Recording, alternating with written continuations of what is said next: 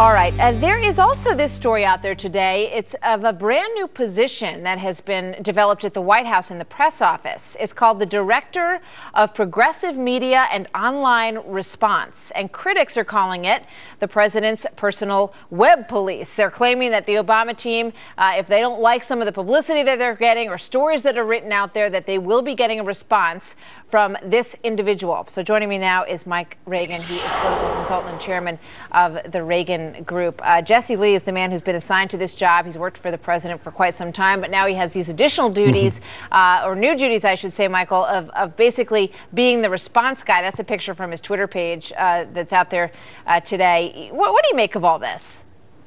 Yeah, who's going to be paying for it? Is this part of the campaign? Because that belongs over at the RNC, or DNC, I should say.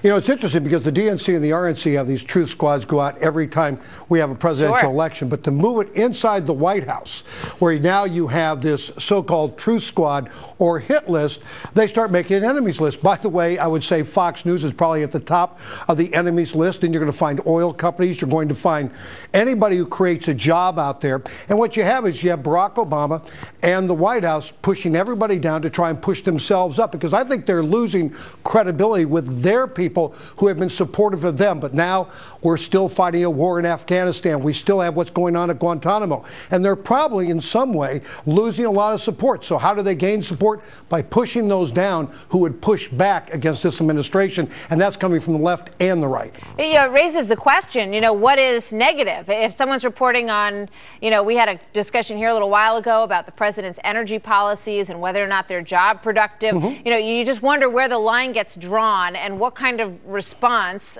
can be expected for anybody out there who raises questions about, how the administration is handling policy.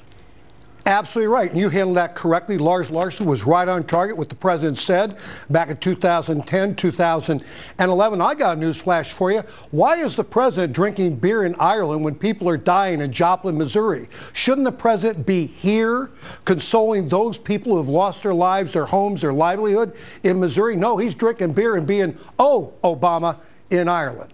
All right. Well, we do understand that he is, in fairness, he is expected to head back to that area. And, we're watching the situation in Oklahoma, and he has visited the area in the past. I don't know. Is that fair, Michael? Presidents, they have schedules. They stick to their schedules. They sometimes break schedule to come to, tragic events. In this case, he did not.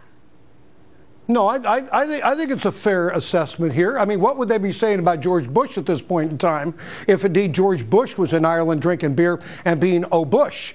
They would be saying something in the media about Bush not paying attention to what's going on at home.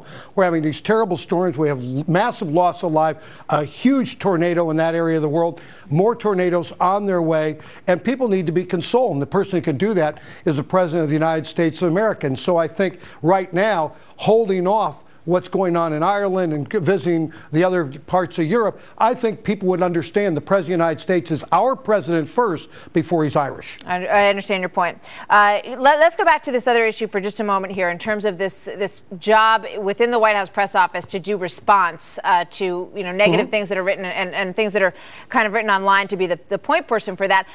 I think it's interesting that they've sort of released that this is what this person's MO is going to be. I would imagine that in the past it's been handled in press offices, that this kind of work is done all the time. But to call it that, as you point out, is usually a kind of job that you would expect to be carried out outside of there in the campaign offices of DNC and RNC and the like. Why do you think they've released that they've given him this new title?